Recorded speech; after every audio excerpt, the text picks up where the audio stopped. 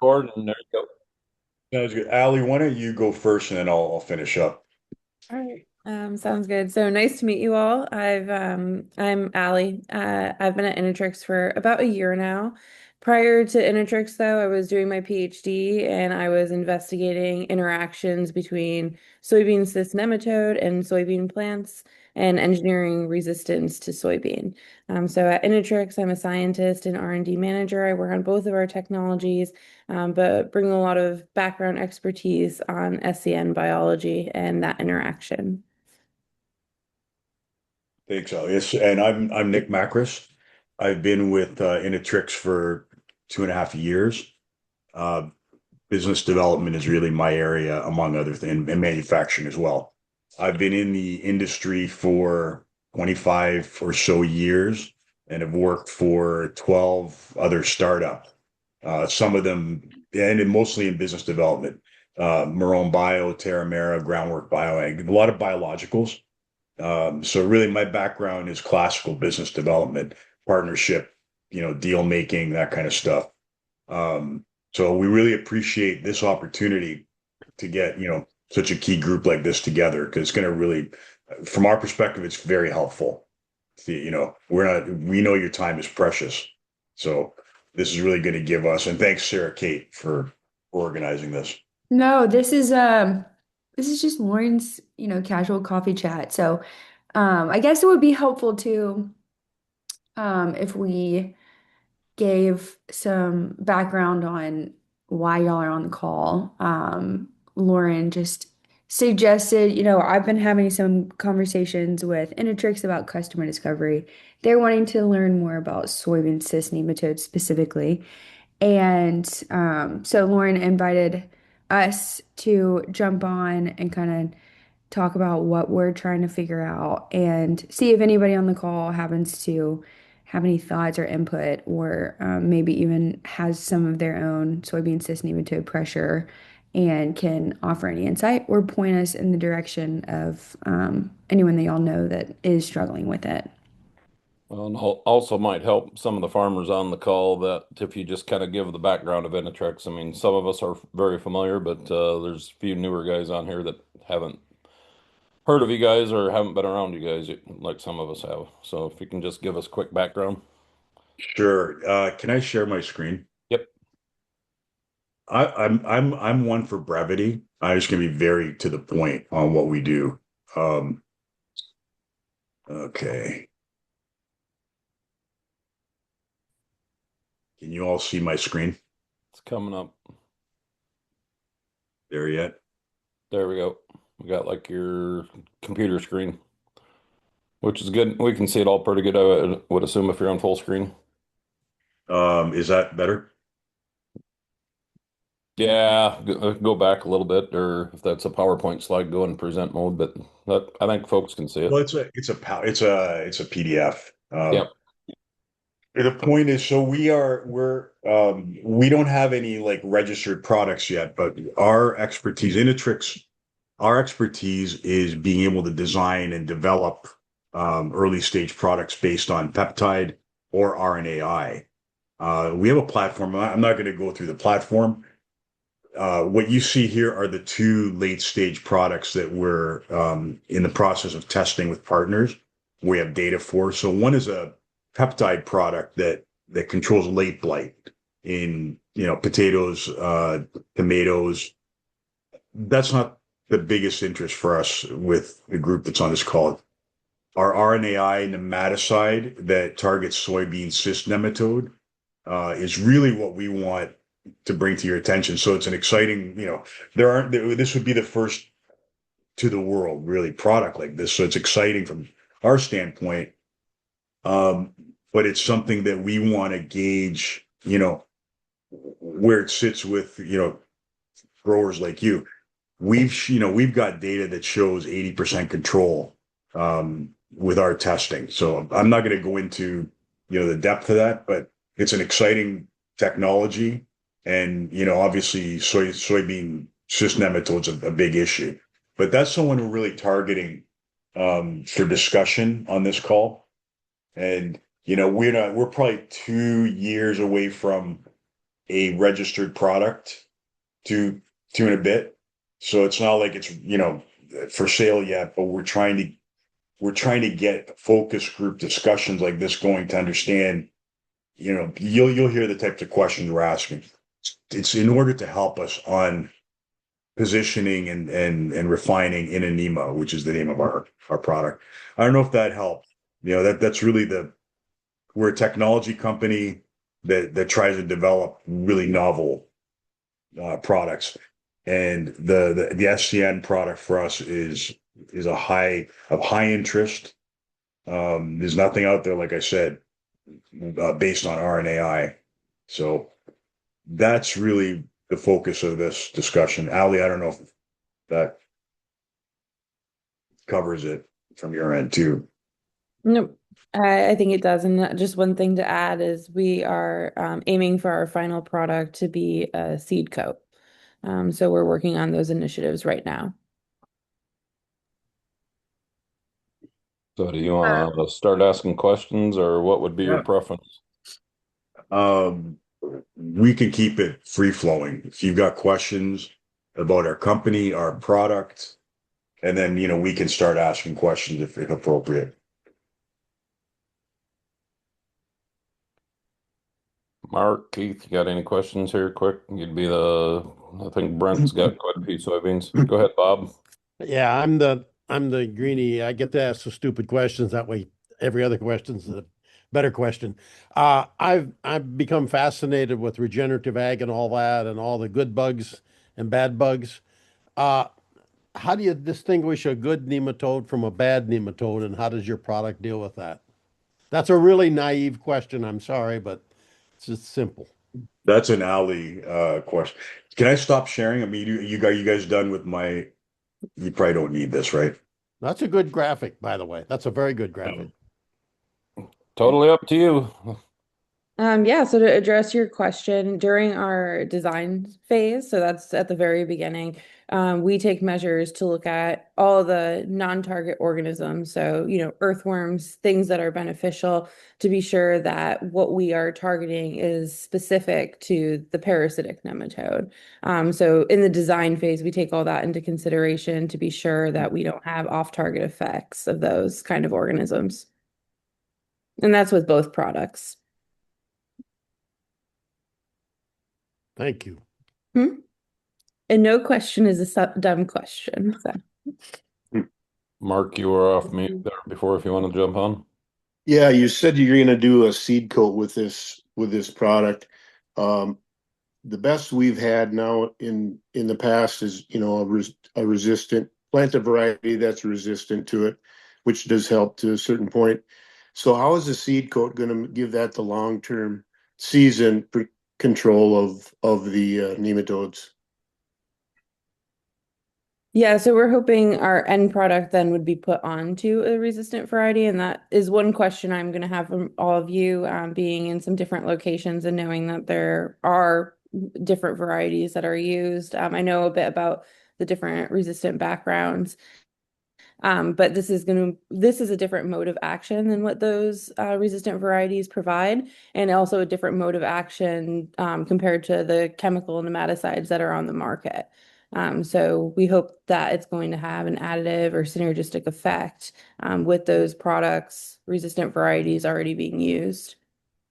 So do you think this will be able to put over the uh, regular um, um, uh, we put we put seed treatments on all our beans. Different. There's a whole different realm of depth of what they will all do, but sometimes they're just a one shot cover everything. Mhm. Are you going to have any antist and uh, antagonist exist with mixing with these other seed coats, or aren't you that far into your study? No, I'm glad that you asked that. We've actually been working with two different companies on seed coat. So we are really aiming to fit into the current package of what's put on a seed. And so our formulation scientists that we collaborate with at a different company that formulates our products, they're really going the extra mile to look at how our products work alongside of those already those inerts, those different chemicals that are added to there. So we're not aiming to completely replace something, but we really want to fit into the current package of what's put on those soybean seeds. Well, that's And Mark, good. I'm Mark, glad to hear that. Mark, we're mindful of season long control, so we're not there yet. We're trying to figure out, you know, we're still early on, but ideally it would be a technology that's going to provide, that's the ideal, season long protection as a seed coat. But Hmm. we don't have an answer for that yet. But Thanks. it's extremely important.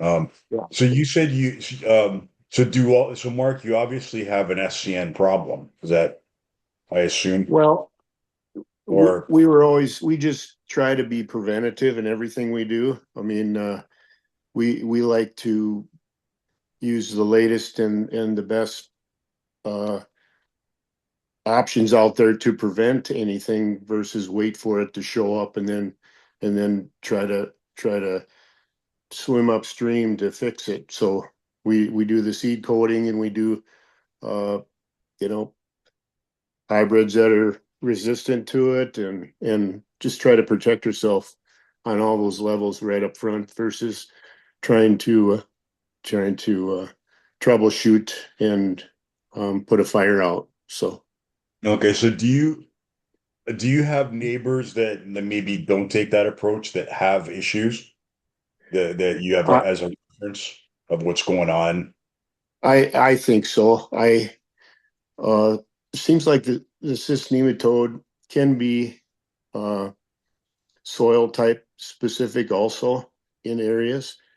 Um, so I mean, we don't talk about it with the neighbors and try to pick their brains, but we just hear it maybe through the grapevine, through the elevators or the uh, Mhm. where we buy our products. But we always just want to be protected. It's just a good insurance, especially in the environment we're in with tight margins and everything. We want to try to maximize our yields every time we can. Okay, and I don't know if this is an approach. I mean, I'll ask the question if you may choose to answer or not. To get that preventative protection on SCN, what do you add, or what do the co-ops or whoever you're working with add into your seed treatment package to give you that insurance? And then are you at liberty to disclose what you're paying for that portion of it? I Which, don't know yeah, as if we're if sure. yeah. I don't know if they're putting in anything that's for cyst nematode. It's just a variety of diseases mainly to like Phytophthora and um, different different concoction. I couldn't tell you what exactly is in it, but the cost wise, I'm guessing we're probably paying um, probably 12 to $14 for the Cadillac version of a seed treatment for soybeans.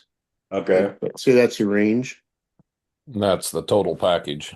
Yeah, And that's everything you'd want in there that they have available, basically. that includes the application of the coating, right? Yeah, it's on the seed. Yeah. They put it on. They put it on as we pick it up. So uh they don't treat and you got to be picking it up. Otherwise, if they don't sell a seed or we have a weather event and they can't get rid of the seed, of course you can't sell treated seed to the elevator. So Okay, so you don't deliberately say to your suppliers, I want nematode protection. You just say, I want a premium cocktail that's going to give me, a preventative, the best shot of success. Or is that kind of the way you look at it? yeah, it is for sure. Okay. And I would add to that, that may be one of the best things you guys could study would be the nematode area, where the SCN is the worst. And in my mind, I'm thinking I-35 corridor. We don't have much on the northeast corner over here. Okay. But Yeah, we're, because I'm not heavily hearing. rotated, we're heavy on corn too. So heavy, Yeah. we're So using rotation pretty hard. okay. So Mark, what you got beans, but what else have you got corn? Yeah. So, and we go with about at least a 2 year rotation. We don't go 50-50 back and forth with our third soybeans and 2/3 corn. We can do a 2 year uh corn and go back to soybeans, which does help us a little bit as far as and every other gives it another year to rest a little bit. And I And think we get you flip flop on the third and 2/3 is what you're doing. yeah, yeah. Okay. But also we do have several acres of corn that's just corn on corn and only pick certain acres to do this 2 year flip flop on some not as rolly crops. We like to not plant. We have some fairly good rolling fields, so those go corn on corn. We strip till no till, so hope we're trying to help out our erosion problem and minimizing that sort of thing. But that's interesting, Lauren, that you were saying 35 corridor. Well, that's right up my alley. I guess we're Yep. a mile, 2 miles away from that. But I think to try to, I don't know if this helps you decide how you're going to do it, but it would be probably advantageous to connect with some of these seed dealers in just the companies and work with them directly to get the inside handle on how you could get it into their package deals. I could always ask mine, see what exactly is in it, send you the product information. That's all public. So um, you could take a That look would at be what's very in it. helpful. To That would take a be look very at helpful. what's in it. I could do that. I could find that out for you, get it to you. That would be amazing. Thank you. And so, from our standpoint, we're trying to sell an SCN product and, it's not like you're looking for one. So, and we're not looking to make you want one. So we haven't heard any grower yet that says, yeah, I look for specifically for an SCN product and I get this and, which is okay. I think the seed dealers are probably we definitely need to talk to them Yeah, because we're trying to definitely. get smart on all of this.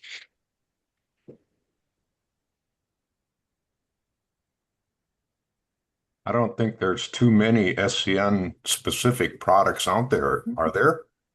I only know of one other one besides what you're doing. Which one are you familiar with? It's a new one from Indigo, Nemora. Okay. Yeah. You're talking about biologicals, right? Yes, Yeah. Okay. yes. What about Uh, synthetics or conventionals? Do you do any pop in your mind? I guess I'm not following. What do you mean? So you're mentioning biologicals, and the Yes. Nemora is biological, but are there synthetic components, like synthetic chemicals that are part of a seed treatment Not, that we're yeah, not that I'm aware of. okay. And I do test my fields. I've got one field. Of course, I give you an average, but it's got an average of 2,000. So it's at a level where we want to treat at least half the field.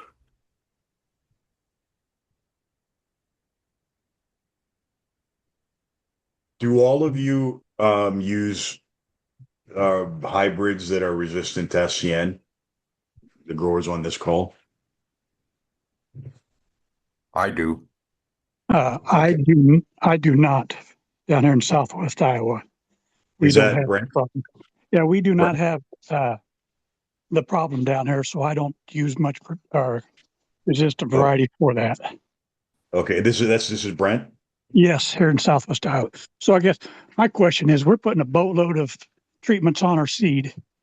How much more can you put on the seed coat? Right now, we're running into a limit on how much they can treat. If they're going to put more on it, they about have to double treat it. Good question. Uh, we're working. I mean, I don't have an answer to that. I mean, we'd have to work. I mean, I know we're working on it with our third parties contractors, right? Ally?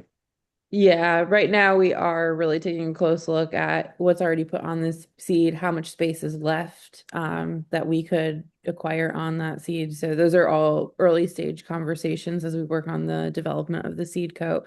But we are being very mindful on that with our product as well. Yeah, we know it's tight. There's not a lot of room there for additional product. So we don't, we're work, that's an answer we're trying to get. So we're working with a couple of formulators.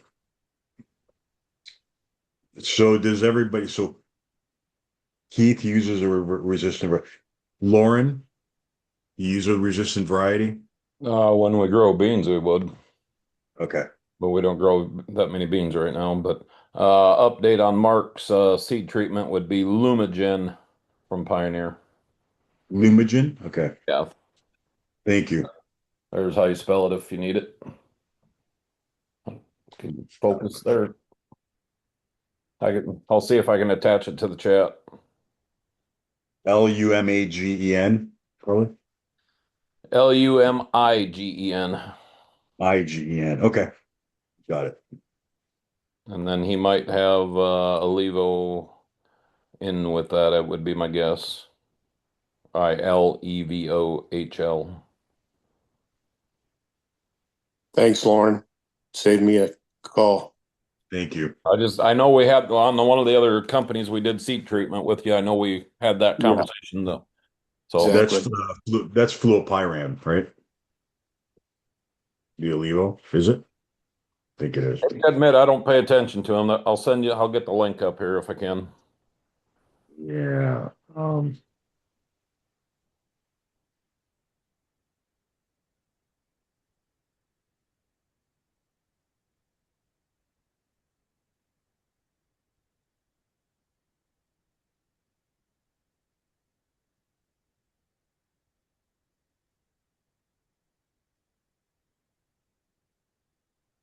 To answer that question, that is the active ingredient in that. Yeah, I thought so. Bob, do you use a resistant variety of beans?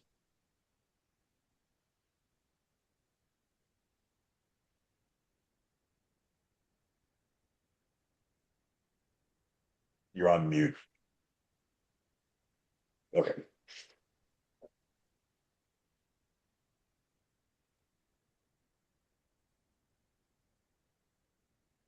Are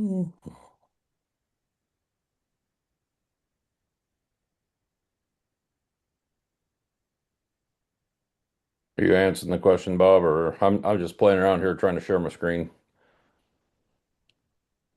You know what? Zoom is acting dumb on me, so apologize. I'm sorry. No, I'm really a corn and intercrop guy. Um, but I'm also looking really hard at the regenerative stuff. So I don't know that there's any play. Is there a play of seed coatings in a non with a non-GMO? Do you care about GMO versus non-GMO corn? I guess that's in the dumb question category again. I mean, you want me to answer how I would answer it? I don't think it matters. I don't think it matters. I mean that Okay, no. that's interesting. Well, that might lead into a question I had. Granted, we're heavy corn too here, and we're seeing some grass-eating nematodes. Would your product be geared towards some of that too, or would that be a reformulation?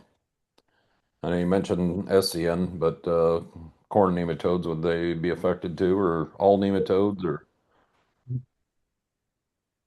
Not with the current product.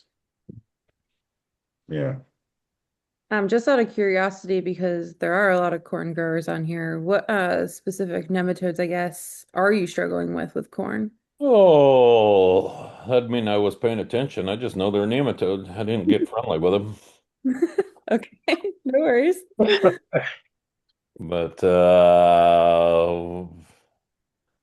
I'm just trying to think who else on here did Rise Bio, but nobody else. I think I've got the only Rise Bio samples, but Okay. Keep talking, I'll look for it quick.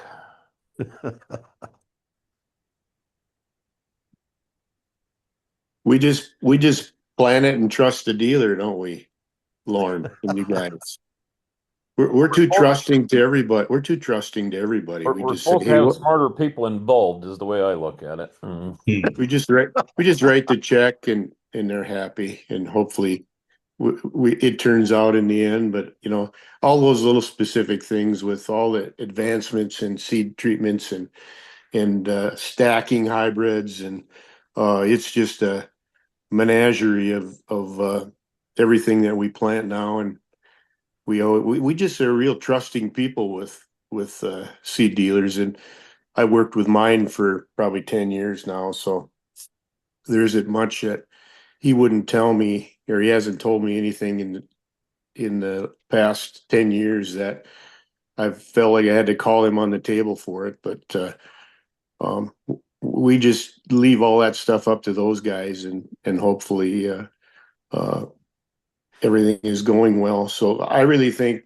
getting a hold of the seed companies to try to work with them on putting a seed treatment together to package with it would really be a fast track for your company versus just trying to go through farmers and then ask the farmers to go to the dealers to ask them to add it to it. You'd just be quicker to get to market. Okay. Now, Hey, do any yeah, that Mark, that triggered a question. Now you got my attention. Um, I like your description, Mark, of using the term trust, having a support person you can trust, and then he recommends products you can trust. And I'm intrigued. Number one, there's a lot of diversity in this audience, which that's what Lauren's really good at. Um, but I'm also intrigued with your idea about the neighbors don't really talk about what they're doing because it's such a competitive environment out there. And that's real. I get that. I had a discussion recently with my brother, and I said, "Well, do people share?" And he says, "No." There's the guy across the fence doesn't talk about what his yield is. So it's all rumors and all of that. So with that context, what percent of the soybeans that are being planted today in the consensus view of the group here are getting some sort of treatment? Are there any that are just going out as virgins, and or um, and then if it's treated, my understanding, I've got a nephew who is a seed dealer, and I think he does treatments, and I don't know if he can get them from his source company or not. So what's that spectrum look like? What percent of the beans are getting treated? And then those that are getting treated, who's doing the treatment? And maybe that's the path forward that Innatrix is really trying to figure out. That's a good point. Yeah, I mean, you're talking, I mean, are there growers that just put virgin seeds out there? We've Like we've done a untreated? lot of that. I mean, no seed treatment at all. Yeah. There are some that do that. No, there's more than you would think out there, I would say.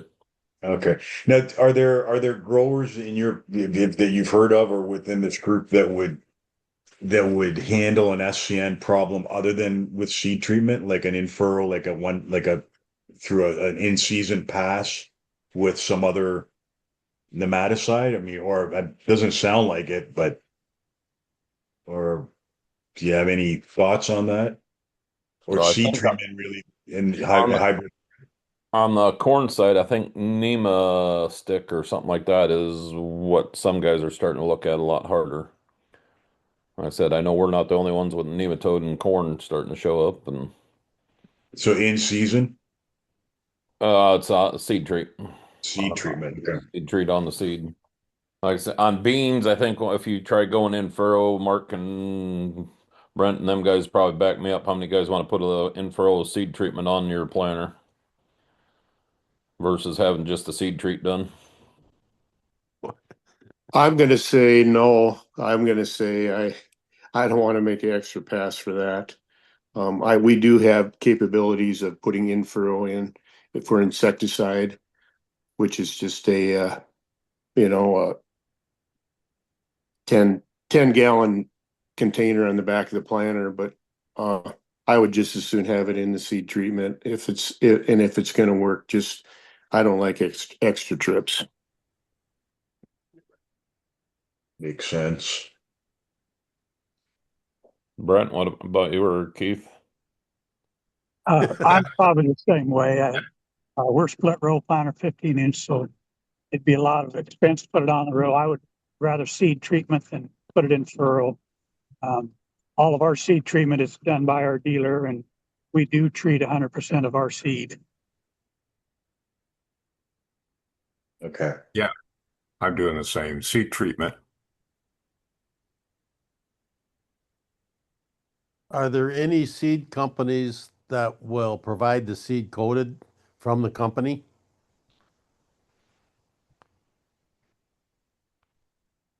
Can you ask that one again, Bob? Hmm. Are are are all seed treatments applied by the seed dealer?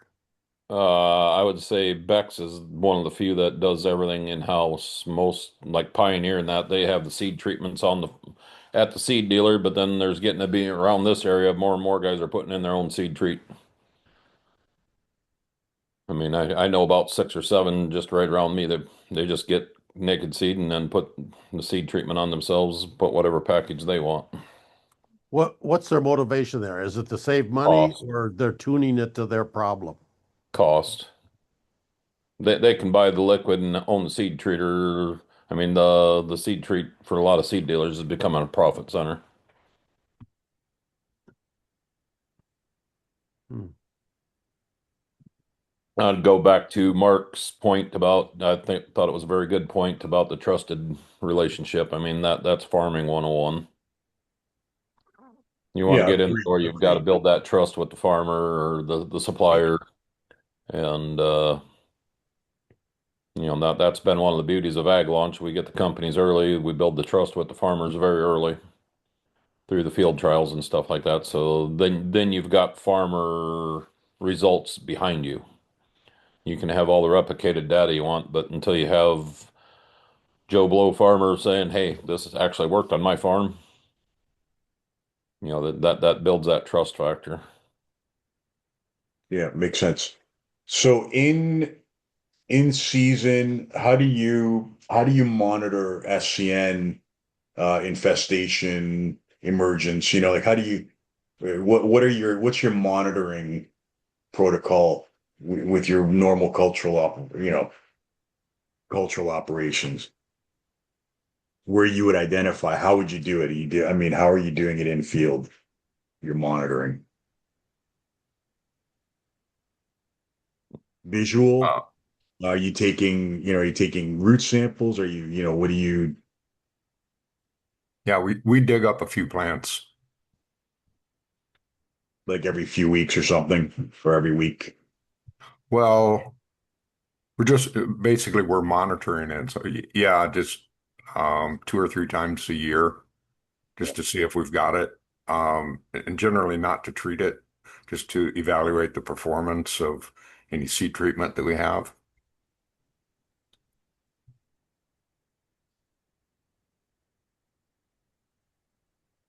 And is that just looking for like vigor, like root volume, health, vigor, any cysts, maybe not cysts, but just overall health. Yes, exactly. Yeah, Okay, gotcha. yep. Keith, when did you start that protocol? Or, I mean, was it recommended to you, or who recommended you Uh, start doing that? well, I've got a consultant that comes around and does that. Is that his private individual or related to Yes, the company? yes, yes. It's a private individual. Follow-up question to that. Are they also looking at taking like a soil sample and looking at the population in the soil of cysts or nematode eggs? That was something that I started a few years ago. I go through, well, at the time it was Pattern Ag. Now they've become Earth Optics. Basically, they're doing DNA testing of the soil, looking for pathogens. And Sarah Kate, that might Rise Bio might be a good conversation for them sometime if you want to arrange that one. Yeah, that's a good thought. I'll make Because note of that. that's the data that I have that would show that we've had nematodes, and the one time in corn we started noticing it, and Iowa Soybean Association, they came out and pulled the core samples and all that, Hmm. and kind of gave us the feedback. Yeah, that's a good thought. I'll make that connection. Like I said, I would say most of our farmers are watching for symptoms, or if they're agronomist or something like that, that's when you start pulling, if you think you got a problem, start pulling the samples, or like Keith's on a prevent. And like I said, I think a lot of that research probably done at seed plots and stuff like that. And as they start seeing issues, then they would put out the alert to their growers. Is that a fair assumption, Mark? Brent?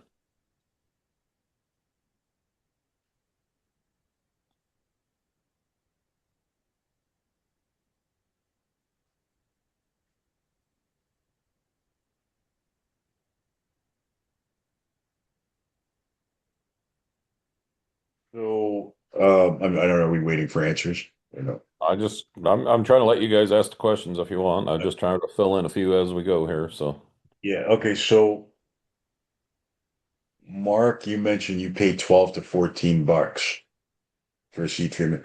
Is that if the rest of this, the growers on the call, does that seem like the right range of what you're paying if you're willing to answer? I would say dealer applied that'd be my experience. 12 to 15, I was figuring for a full load.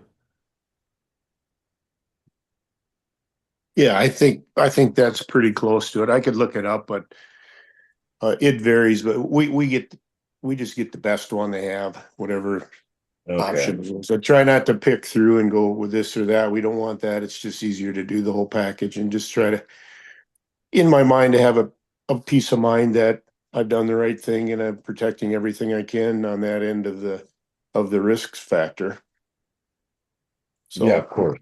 yeah, that's why I think that you working with some of those guys to begin with to help see if that's a possibility. I think you shave off some time to get to market with your product. I really Okay. do. Sarah Kate, I think the other on our last call, the other Jonathan, I think he was paying something like 18 bucks. Could I have be. to look back on my notes. Yeah, it was 18 total package. So it's in We the right, we you always know. yeah we always try to figure that with the way the weather's been the last 3 years, we go from monsoon to drought back to monsoon. We have standing water a lot, and that's the worst thing for soybeans to have wet feet all the time. And it's just trying to be a prevent. It's always a prevent for us, and we feel that with the weather events that we've had, we're glad we have a treatment on. So So Um, a question on the dealer applied treatments, and does the dealer create a cocktail, or do you have a checklist of which ingredients go in? Or are there ever, do people ever have, okay, I'm going to treat the batch for this with this coating, and now I'm going to retreat it with another coating? Does, does that ever happen? Or is where does the picking and choosing, which ultimately turns into pricing decisions, get made? And Mark, to your point about every season is different, and based on what the past was and what you think the weather forecast is, do you make different coding decisions based on the lay of the land that you're going to be on this year versus a previous year, for instance? no, it's just an automatic to do the best seed treatment on everything every year. Like I say, it's a peace of mind peace Yep. of mind for me. Yep.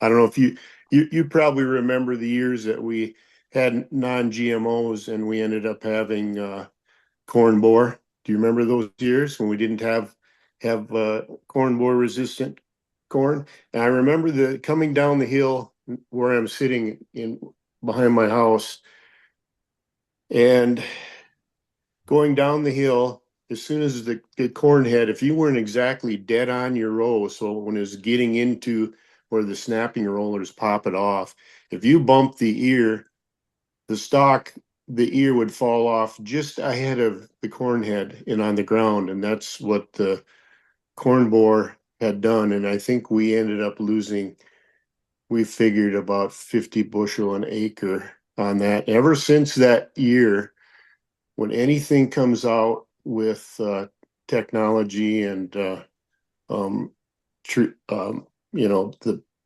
the full stacks of hybrids with everything you'd want, including rootworm. We went through the rootworm thing too, the same way. I just put as much stuff on as a preventative. I keep thinking back on that year. Corn was probably $1.50 then, and now it would even be a bigger loss. So we're just all preventative with what we do, and just a peace of mind that we have it in. And the weather we can't predict, so then we just feel like, well, we've got whatever it takes to handle whatever we can, and that's the best we can do. So, Mark, my term for that would be a significant emotional event. yeah, it Never was. going to do that again. So, And we said we'd walk around the field and go, God, there's ears all over this field. Suppose we can go pick them up. And it's like, yeah, right. Okay, we can go pick them up. I don't think so. I guess we fence it off and get 100 head of cattle in each 80 acres, and then we can just let them graze. I guess it'd be the fence and the maintenance, but that never happened. We just plowed it down. I've got a follow-up question. So, Bob, you're talking about like with dealers, what kind of, is there a menu of different seed treatment cocktails?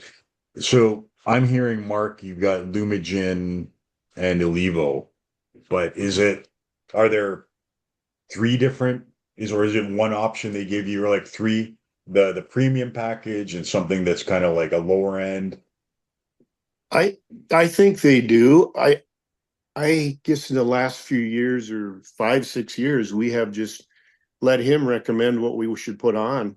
And it's usually well, should we just do the whole package thing? I don't know as if there's many stages of what you can put in or not. Do you know anything about that, Lauren, or anybody else on here?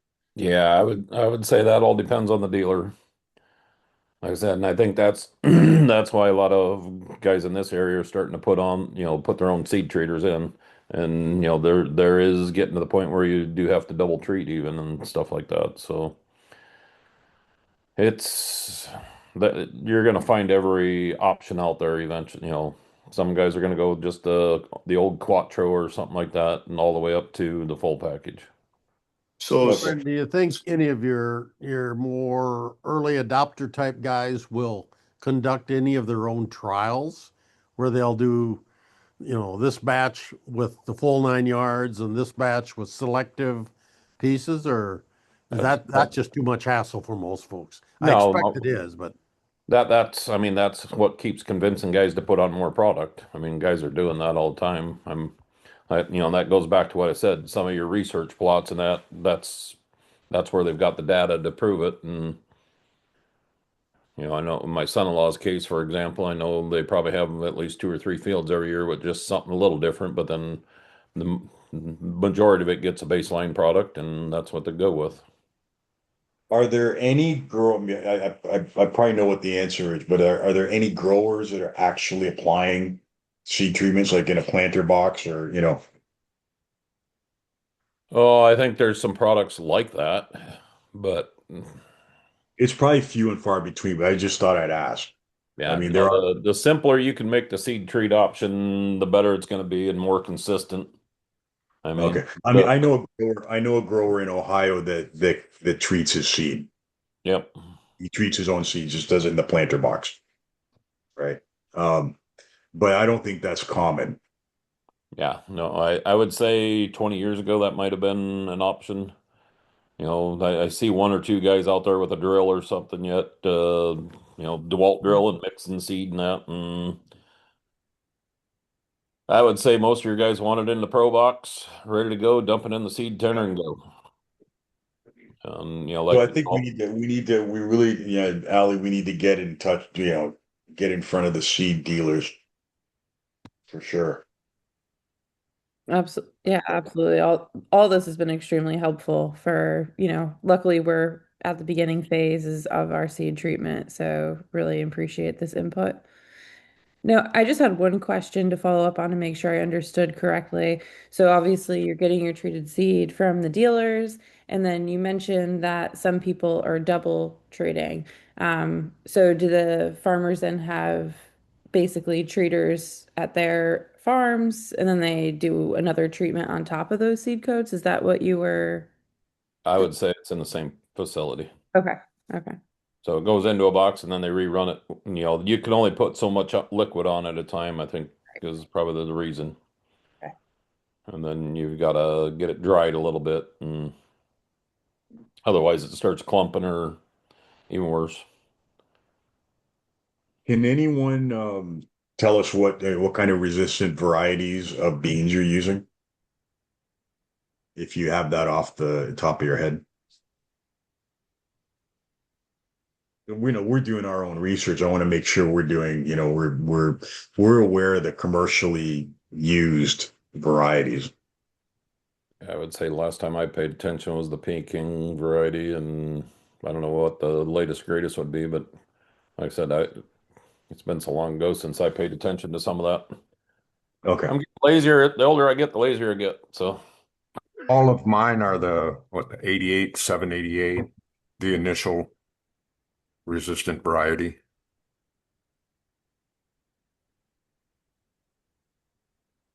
I'd have to pull out my seed book that I just got and look in. I could do that and just send the numbers. It's Pioneer is what we're using, so I don't know. That'd be pretty easy to get a Pioneer seed book and look at them. Yep.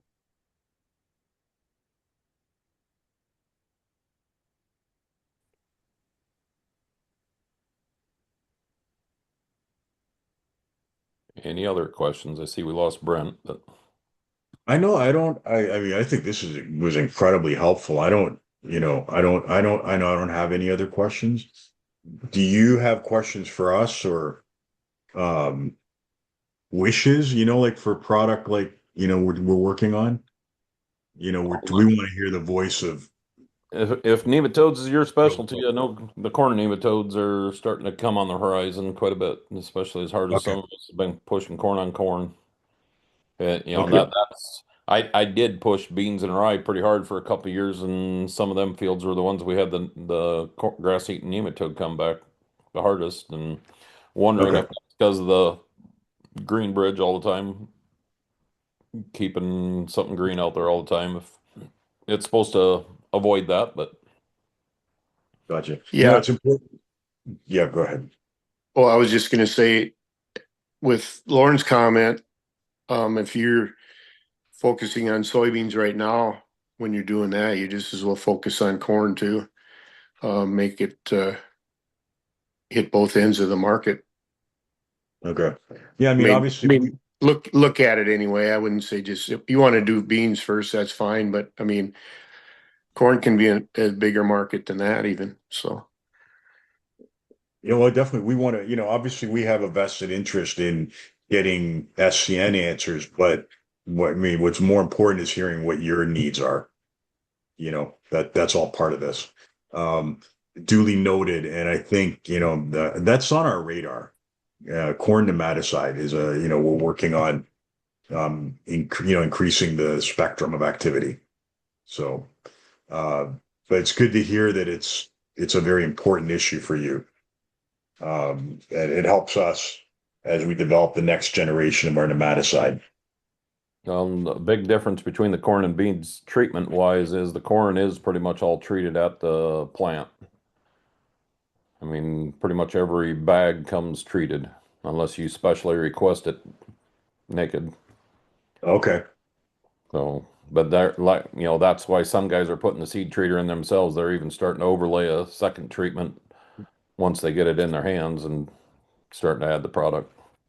Okay. Good to know. Hey, Lauren, do you know offhand what those seed treaters that these farmers are putting in, what they're having to lay out for setting them in? I would say a lot of the seed companies, it's kind of a value program. You buy the so many bushels of seed, they're putting the seed treater in for you. Oh, But I know there's a guy building them right down in Oline. I can ask Blake how they got theirs because I know son-in-law they put their own in about 3, 4 years ago, and every so many days they sit down. Like if they get a rainy day, they treat a whole semi load of seed, just 20, 30 totes at a time. They just get all the guys there and they're flipping boxes, and rain Nice. days are harder days than actual planting days for them. mm-hmm, Yeah, for it sure. keeps it efficient operation though. But they try to treat several totes, right before planting, they'll start treating, and then they'll run a couple days, and hopefully they get a rainy day, they'll go treat several, pull all the guys in and treat. And if they ever get behind, it gets pretty challenging. That'd be the negative. Don't in your own seed treater, you've got to have extra employees to do it. So, it can be that's why the seed dealers it helps keep, profit center in their house. And then, a lot of their, if Sure. you're only planting 100, 200 acres of beans, you're probably not going to put your own seed treater in. But if you're doing several thousand, then it pays. Makes sense. Sarah Kate, I think we're good on our end, unless your team, this group of individuals has questions for us. I think we're covered. And Great. it was absolutely, amazing. Okay, I I'll had a shut quick up. question You- just before we hop off, but